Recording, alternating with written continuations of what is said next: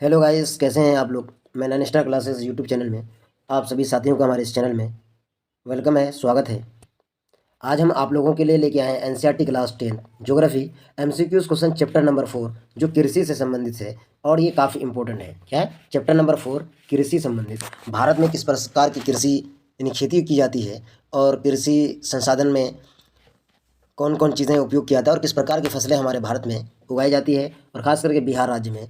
तो ये तमाम ऑब्जेक्टिव क्वेश्चन को हम आपका यहाँ सोल्यूशन करेंगे जो काफ़ी इंपॉर्टेंट है। और वीडियो के आखिर तक आप लोग ज़रूर देखेंगे। इस चैप्टर से आपका 5 से 10 नंबर का ऑब्जेक्टिव क्वेश्चन ज़रूर आएंगे। तो इसलिए आप लोग वीडियो के अंत तक बने रहें, जिससे आपको ये फ़ायदा हो जाएगा कि हम काफ़ी बेहतर तरीके से एग्ज़ाम की तैयारी कर सकते हैं। जैसे कि यहाँ दिया हुआ एक व्यक्ति अपने खेत में कुछ लगा रहे हैं और यहाँ धान के जो पौधे हैं उसको ज़मीन से उखाड़ रहे हैं और यहाँ वो धान के पौधों को ज़मीन पे गाड़ रहे हैं। तो इसी तरीके के हम जो कृषि से संबंधित जितने भी ऑब्जेक्टिव क्वेश्चन हैं या तमाम ऑब्जेक्टिव यानी एमसीक्यूज क्वेश्चन को हम देखेंगे। तो चलिए शुरू करते हैं नंबर 1 क्वेश्चन की तरफ। पहला क्वेश्चन क्या है? भारत के सकल राष्ट्रीय उत्पादन में कृषि का योगदान कितना प्रतिशत है? यानी भारत के सकल राष्ट्रीय उत्पादन में यानी कितना उत्पन्न किया जाता है, वो कौन सा और कितना प्रतिशत है? तो ऑप्शन नंबर ए इसका बिल्कुल राइट आंसर है, 13.7% है। Option number A right answer है। अगला प्रश्न है, कह रहे हैं कि भारत की कितनी प्रतिशत आबादी प्रत्यक्ष या अप्रत्यक्ष रूप से कृषि कार्य में लगी हुई है? यानी प्रत्यक्ष यानी डायरेक्टली और इनडायरेक्टली कितने प्रतिशत लोग लगे हुए हैं? तो कहते हैं कि 53.8%। ऑप्शन नंबर बी बिल्कुल राइट आंसर है। एनसीईआरटी बुक से तमाम क्वेश्चन को कलेक्ट किया गया है साथियों, तो आप लोग गौर से देखेंगे और आखिर तक देखिए, काफ़ी इंपॉर्टेंस क्वेश्चन है।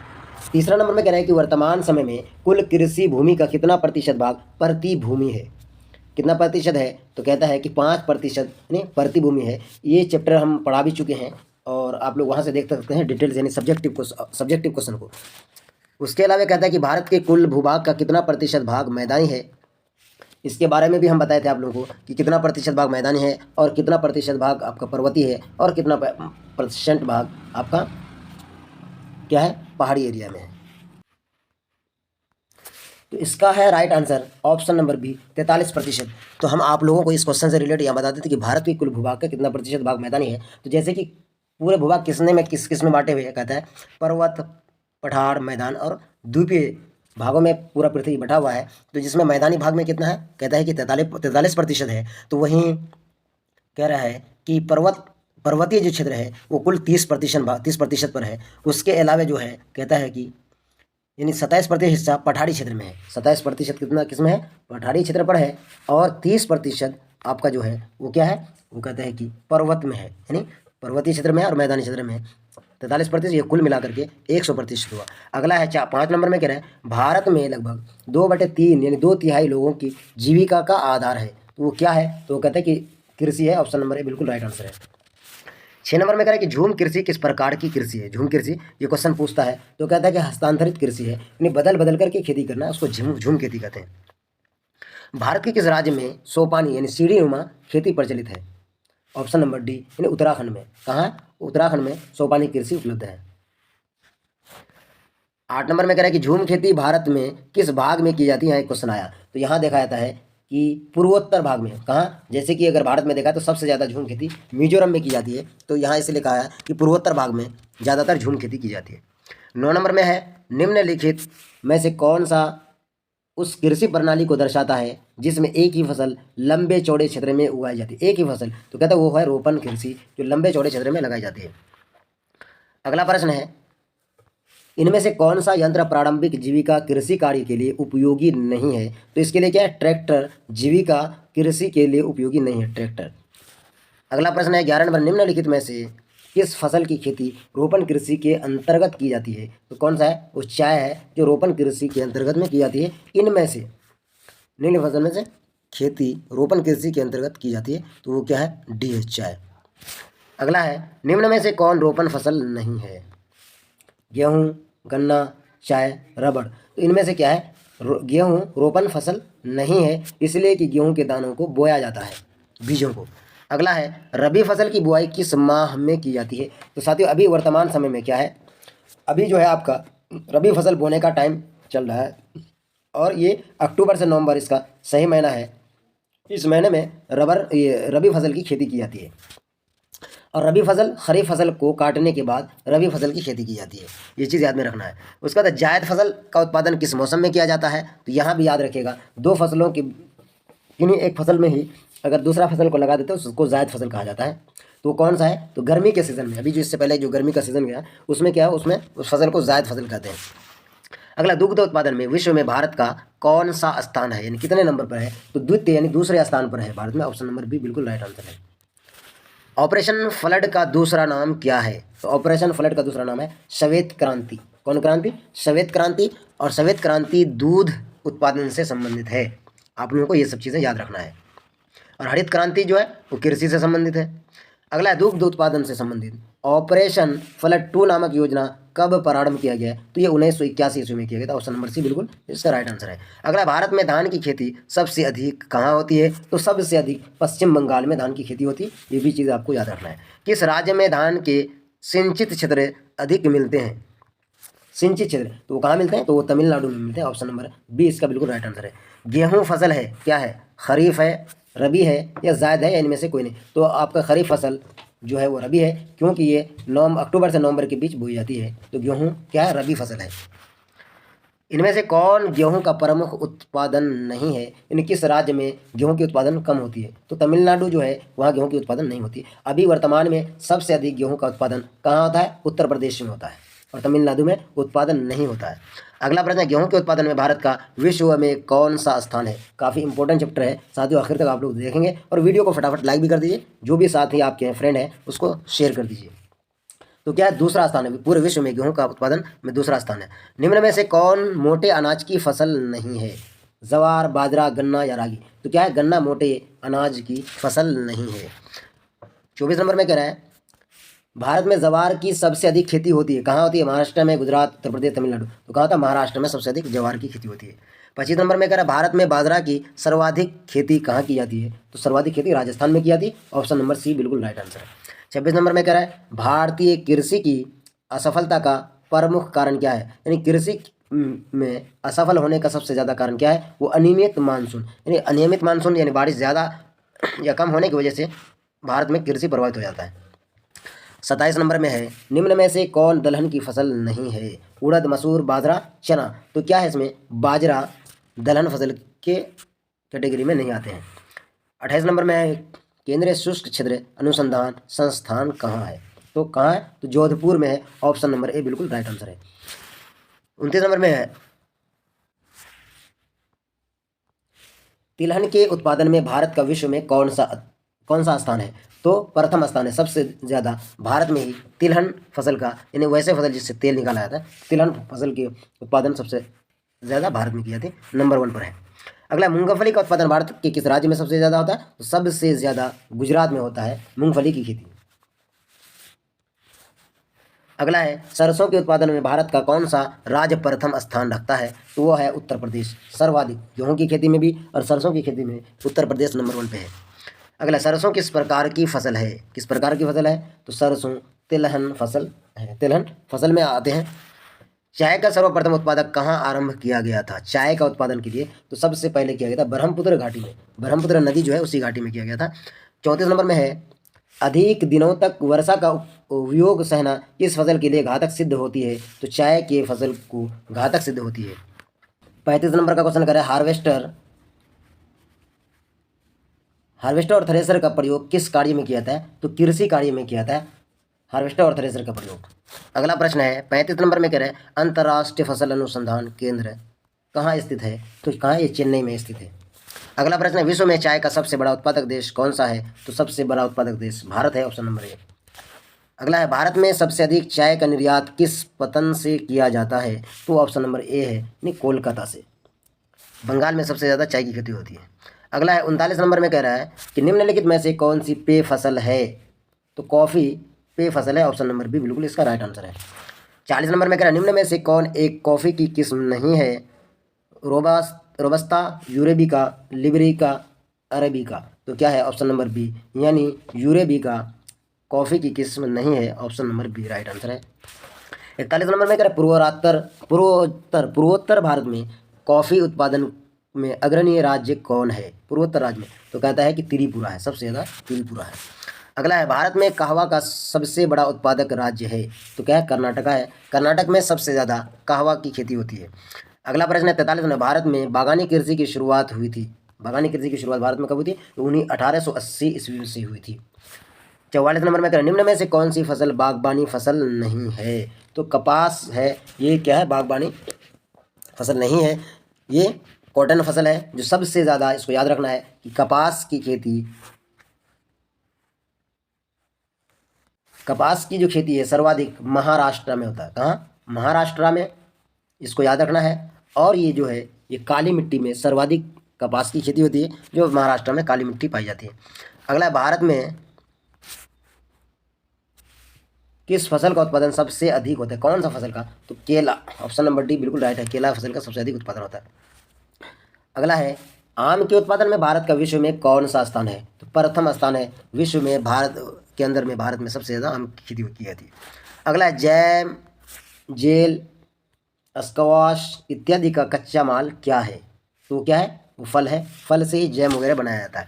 अगला 48 नंबर में, भारत का सर्वाधिक काजू उत्पादक राज्य है? वो क्या है? केरल है। केरल में सर्वाधिक काजू का उत्पादन किया जाता है। भारत के किस क्षेत्र में गरम मसालों की खेती की जाती है? तो सर्वाधिक किए थे दक्षिणी क्षेत्र में, यानी दक्षिण भारत में, और केरल इसमें सबसे ज़्यादा है, लेकिन उसके अलावा अन्य राज्य में भी होती है। अगला प्रश्न है, हरित क्रांति का दूसरा चरण कब प्रारंभ हुआ था? तो हरित क्रांति का दूसरा चरण 1983 से 1984 में हुआ था। ऑप्शन नंबर ए बिल्कुल राइट आंसर है। इनमें कौन सी फसल रेशेदार है? वैसा फसल जो रेशे है, तो क्या है? इसमें जूट में रेशेदार होता है, जूट जिसको पाट या पटुआ भी कहते हैं हम लोग, है ना, ये रेशेदार है, जिसको पटसन भी कहते हैं हम लोग। 52 नंबर में क्या, इनमें से कौन रेशेदार फसल नहीं है? तो गन्ना इसमें से रेशेदार नहीं। अभी हमने आपको बताया सन, उसके बाद कपास, जूट, ये तमाम रेशेदार है, जिसको पटसन भी कहते हैं हम लोग। कपास निम्न में से कौन सी फसल है? खरीफ, रबी, जायद या इनमें से कोई नहीं? तो कपास क्या है? खरीफ फसल है। अगला है, कपास का मूल स्थान किस देश को माना जाता है? किस देश में कपास की खेती सर्वाधिक होती है? तो भारत में ही होती है। अगला है 55 नंबर में कह रहा है, कपास की खेती के लिए कौन सी मिट्टी सर्वाधिक उपयुक्त होती है? यानी किस प्रकार की मिट्टी में कपास की खेती सबसे ज़्यादा होती है? तो वो कहता है कि काली मिट्टी में सर्वाधिक कपास की खेती होती है। इसीलिए हमने आपको बताया कि महाराष्ट्र में सर्वाधिक कपास की खेती की जाती है। भारत में, विश्व में, भारत में नंबर 1 है। कपास के उत्पादन के लिए कितने दिन पाला रहित होनी चाहिए? तो कह रहा है कि 210 दिन के अंदर में फसल तैयार हो जाता है। अगला है, उजला सोना किस पौधे को कहा जाता है? तो उजला सोना कपास को ही कहा जाता है। उजला सोना, काला सोना कोयला को कहा जाता है, ये भी याद रखिएगा, ऑब्जेक्टिव में क्वेश्चन पूछता है, ज्योग्राफी के अंदर से ही आएगा वो। अगला है कि सुनहरा रेशा किस फसल का अन्य नाम है? तो वो क्या है? तो वो है जूट, सुनहरा रेशा। भारत में जूट की सबसे अधिक खेती कहाँ होती है? तो सबसे अधिक भारत में जूट की सबसे अधिक खेती कहाँ होती है? तो सबसे अधिक पश्चिम बंगाल में होती है, लेकिन यहाँ असम दिया हुआ है। तो नंबर 1 का ये पश्चिम बंगाल राइट होना चाहिए। आप लोग इस चीज़ के बारे में सर्च कर लीजिएगा, और हम कमेंट बॉक्स में भी इसका सही दे देंगे, लेकिन मेरे ख्याल से पश्चिम बंगाल है। अगला है, निम्नलिखित में से कौन खरीफ फसल है? तो कौन है? चावल खरीफ फसल है इसमें से। यानी सोपानी कृषि किस राज्य में प्रचलित है? तो सोपानी कृषि हरियाणा राज्य में प्रचलित है। अगला, निम्नलिखित में से कौन सी रबी फसल है? रबी फसल यानी सितंबर से लेकर अक्टूबर नवंबर तक बोए जाने वाली है। तो क्या? गेहूं है, जो अभी नवंबर अक्टूबर में बोई जाती है। फसल बोने, बढ़ने और पकने के लिए उपयुक्त मौसम वाला समय क्या कहलाता है? तो कहता है कि वर्धन काल कहता है, उस काल को क्या कहते हैं? वर्धन काल। अगला है, इनमें से कौन सी एक फलीदार फसल है, यानी जिसके अंदर में फली होता है? दालें, मोटे अनाज, जवार, तिल। तो किसमें है? दालें में फलीदार होता है। अगला है, निम्नलिखित में से कौन सा उस कृषि प्रणाली को दर्शाता है जिसमें एक ही फसल लंबे चौड़े में उगाई जाती है? तो वो ऑप्शन नंबर बी है, यानी रोपण कृषि है। 66 नंबर में कह रहे, सरकार निम्नलिखित में से कौन सी घोषणा फसलों को सहायता देने के लिए करती है? तो कहते हैं न्यूनतम सहायता मूल्य, ऑप्शन नंबर सी बिल्कुल इसका राइट आंसर है। भारत का नारियल प्रदेश किसे कहा जाता है? तो भारत का नारियल प्रदेश केरल को कहा जाता है। हरी चाय का सबसे बड़ा उत्पादक राज्य कौन है? तो सिक्किम है, सबसे ज़्यादा हरी चाय का उत्पादन किया जाता है। अगला प्रश्न है, विश्व में तिलहन का सबसे बड़ा उत्पादक देश कौन सा है? तो वो है भारत। वो भारत में कौन सा राज्य है? तो उत्तर प्रदेश। हरित क्रांति की प्रमुख उपज क्या है? तो हरित क्रांति की प्रमुख उपज गेहूं है। अगला है चावल के उत्पादन में। अगला प्रश्न कह रहा है कि चावल के उत्पादन में भारत का विश्व में कौन सा स्थान है? तो विश्व में दूसरा स्थान है चावल का। अगला है, दाल किस पौष्टिक अंश का सार है? तो कौन सा है? तो प्रोटीन। दाल के अंदर में सबसे ज़्यादा प्रोटीन पाया जाता है। अगला, आम के उत्पादन में विश्व में कौन सा देश अग्रणी है? तो भारत, नंबर बी, भारत देश अग्रणी है। अगला है, रागी का सबसे बड़ा उत्पादक राज्य कौन है? तो सबसे बड़ा उत्पादक राज्य कर्नाटका है। अगला 75 नंबर में, निम्नलिखित में से कौन सा उद्योग कृषि से संबंधित है? कौन सा उद्योग कृषि से संबंधित है? तो ऑप्शन नंबर ए यानी जूट। अगला, भारत में कितने प्रतिशत क्षेत्र पर वर्ष में 2 से अधिक फसलें उगाई जाती है? तो कहता है 15% ऐसी भूमि है जिसमें 2 फसलें उगाई जाती है। अगला प्रश्न है, कर्नाटक में मुख्य रोपण फसल क्या है? यानी रोपे जाने वाली फसल वहाँ कौन सा है? तो कॉफ़ी है, वहाँ सबसे ज़्यादा रोपी जाती है। अगला, दक्षिण भारत में सर्वाधिक गन्ना उत्पादन कौन राज्य है? तो सबसे ज़्यादा है महाराष्ट्र में। विश्व में सबसे अधिक फलों और सब्जियों का उत्पादन कौन सा देश करता है? पूरे विश्व की बात करता है तो ऑप्शन नंबर सी, भारत में। 80 नंबर में कह रहे हैं, किस देश में बाल एक जीविका फसल है? बाल एक जीविका फसल है, तो D number option number D यानी बिहार क्या है? जीविका फसल है, यानी बाल एक जीविका फसल है। खरीफ फसलें किस किस महीने में काटी जाती है? अब यहाँ काटने की बात आ रही, तो नवंबर एवं दिसंबर में खरीफ फसलें काटी जाती है। उसके बाद अक्टूबर नवंबर में क्या है? रबी फसल बोई जाती है। अगला है, जवार का सबसे बड़ा उत्पादक राज्य कौन है? तो जवार का सबसे बड़ा उत्पादक राज्य Maharashtra, option number C. 83 number में, किसे सुनहरा रेशा कहा जाता है? तो जूट को सुनहरा रेशा कहा जाता है, ऑप्शन नंबर ए बिल्कुल इसका राइट आंसर है। अगला प्रश्न है, भारत की कितनी संख्या कृषि कार्य संलग्न है? तो क्या है? 2/3 क्षेत्र क्या कृषि संलग्न है। अगला है, ऑपरेशन फ्लड योजना किस वर्ष आरंभ की गई थी? तो 1950 में। 1950 में ऑपरेशन फ्लड योजना किस वर्ष लागू किया गया था? तो 1950 ईस्वी में। अगला प्रश्न है, अनानास उत्पादन में कौन सा राज्य अग्रणी है? तो क्या है? मेघालय में सबसे ज़्यादा अनानास की खेती की जाती है, पाइनएप्पल। अगला है, रेशम के कोकून से क्या प्राप्त किया जाता है? तो रेशम के कोकून से क्या है? रेशम प्राप्त किया जाता है, और शहतूत की पत्तियां, रेशम के जो कीड़े होते हैं ना, शहतूत के पेड़ में वो अपना घोंसला बनाते हैं, यानी वहाँ वहीं उसमें कोकून तैयार करते हैं और उसी को वो खाते भी हैं। अगला प्रश्न है कि भारत में कितना प्रतिशत आय कृषि से प्राप्त होती है? तो वो है 24%। कितना प्रतिशत? ऑप्शन नंबर डी यानी 24% है। अगला, भारत में हरित क्रांति कब आई? तो भारत में हरित क्रांति सन 1966 ईस्वी में, ऑप्शन नंबर सी बिल्कुल राइट, और ये इंपॉर्टेंट क्वेश्चन है। अगला है, चावल किस प्रकार को कृषि की उपज है? तो ऑप्शन नंबर ए जीवन निर्वाह कृषि। 90 नंबर में कह रहा है कि निम्नलिखित में से इस फसल को खेती के लिए बालू भूमि आवश्यक है, यानी बलुआही जमीन होनी चाहिए, वो है ऑप्शन नंबर बी का हुआ।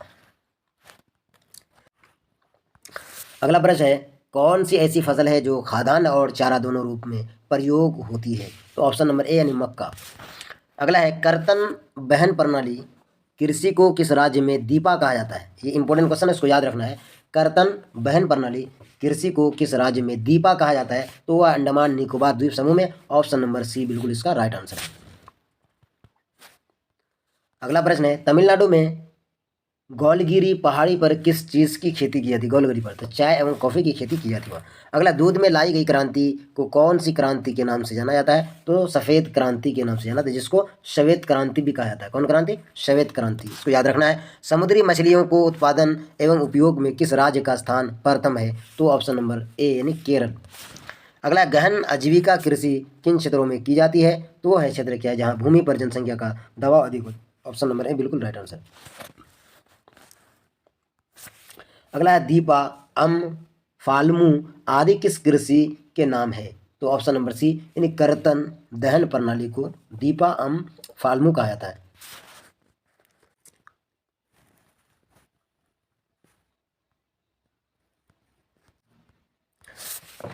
नाइन्टी एट यानी 98 में कर, भारत विश्व में निम्नलिखित में से किसका अग्रणी उत्पादक और निर्यातक है? उत्पादक भी है और निर्यातक भी है, तो चाय, ऑप्शन नंबर डी बिल्कुल राइट आंसर है। तो साथ ही ये जो तमाम ऑब्जेक्टिव क्वेश्चन चल रहा है, ये चैप्टर नंबर 4 कृषि से संबंधित वाला जो चैप्टर है उसी से है, और ये काफ़ी इंपॉर्टेंट है। वीडियो को आप आखिर तक देखें, और अब तक अगर हमारे इस वीडियो को लाइक नहीं किए तो फटाफट लाइक कर दीजिए। जो साथी चैनल को सब्सक्राइब नहीं किए तो प्लीज़ सब्सक्राइब कर दीजिए, ताकि आपको अगला वीडियो का नोटिफिकेशन मिल जाएगा। तो यहाँ कहता है कि 99 नंबर में भारत के निम्नलिखित में से किस पौधे का मूल स्थान माना जाता है? किस पौधे का मूल स्थान माना जाता है? तो वो है कपास, ऑप्शन नंबर सी बिल्कुल राइट है। भारत में किस किस्म की कॉफ़ी उगाई जाती है? तो वो है ऑप्शन नंबर सी अरेबिका कृषि, यानी सी नंबर राइट है। 101 नंबर में कह रहा है गन्ने की फसल तैयार होने में लगभग कितना समय लगता है? तो कहता है कि 10 महीना का समय लगता है गन्ने का फसल तैयार होने में। ये भी कीमती है और उसको याद रखना है। अगला प्रश्न है भारत में उगाया जाने वाला मोटा अनाज निम्नलिखित में कौन सा है? तो वो है, कहता है कि ज्वार है, ये मोटा अनाज के तौर पर उगाया जाता है। अगला भारत की दूसरी मुख्य फसल कौन सी है? तो वो है गेहूँ, भारत का मुख्य फसल है, दूसरा फसल। रबी की फसल का बोई जाती है, रबी फसल कब बोई जाती है? तो रबी फसल अभी जो अपन अक्टूबर, नवंबर और दिसंबर के बीच में बोई जाती है। तो क्या है, तो इसको शीत ऋतु कहते हैं, सर्द मौसम में। ऑप्शन नंबर सी बिल्कुल इसका राइट आंसर है। शीत ऋतु में रबी फसल बोई जाती है। अगला है जूट के उत्पादन में कौन राज्य अग्रणी है? तो कहता है कि यहाँ भी असम कह रहा है, लेकिन ये दोनों में कन्फ्यूज़न है, इसको आप लोग देख लीजिएगा, तो ये कमेंट बॉक्स में हम क्लियर कर देंगे। पहले तो पश्चिम बंगाल था, लेकिन अब असम की बात आ रहा है। गेहूं उत्पादन में कौन सा राज्य अग्रणीय है? तो है वो उत्तर प्रदेश है। सबसे ज़्यादा गेहूं की खेती की जाती है, और पूरे विश्व में दूसरे नंबर पर गेहूं की खेती भारत में की जाती है, और भारत का राज्य उत्तर प्रदेश में पहला स्थान है। निम्नलिखित में शीतकालीन फसल कौन है? तो शीतकालीन फसल क्या है? गेहूँ है। जितना ज़्यादा सर्द होगी, शीत होगी, उतना ही ज़्यादा गेहूँ की फसल के उत्पादन होगी। अगला प्रश्न है मूंगफली का सबसे बड़ा उत्पादक राज्य कौन है? तो सबसे बड़ा राज्य गुजरात है, ऑप्शन नंबर सी। धान का प्रति हेक्टेयर उत्पादन सबसे अधिक किस राज्य में होता है? तो वो है ऑप्शन नंबर डी, पंजाब में सबसे ज़्यादा धान की खेती प्रति हेक्टेयर होती है। वर्षा ऋतु की फसल को क्या कहा जाता है? वर्षा ऋतु की फसल को खरीफ फसल कहा जाता है, जैसे धान का फसल। भारत का क्यूबा किस क्षेत्र को कहा जाता है? तो भारत का क्यूबा गोरखपुर देवरिया क्षेत्र को कहता है, जो उत्तर प्रदेश में पड़ता है। Option number C right answer है। 112 में रेशम कीड़ा पालन क्या कहलाता है? ये एक वीवीआई क्वेश्चन है, इसको आप लोग याद रखिएगा कि कौन कौन सी फसल को, कौन कौन सी चीज़ों की खेती को क्या कहता है। तो रेशम कीड़ा पालन को क्या कहते हैं? सेरीकल्चर कहते हैं। और उसके बाद पीसी कल्चर, और है तीसी का पीसी कल्चर किसको कहा जाता है? तो मछली पालन को पीसी कल्चर कहा जाता है। अगला है 13 नंबर में कह रहा है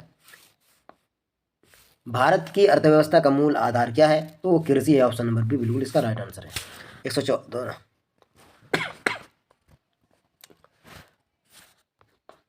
तो साथियों इस तरीके से मैं आपको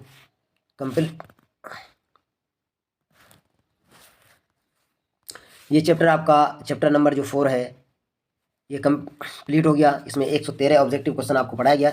इनमें से कम 5 से 10 नंबर आपका ज़रूर आ जाएगा। ये बहुत कम समय में आपको हम ये पूरा चैप्टर कंप्लीट कर दिया है। तो आप तमाम साथी हमारी इस वीडियो को लाइक कीजिए, फटाफट शेयर भी कर दीजिए, और जो भी साथी अब तक सब्सक्राइब नहीं किए तो प्लीज़ सब्सक्राइब कर दीजिए। आप तमाम साथियों का बहुत बहुत धन्यवाद। जय हिंद।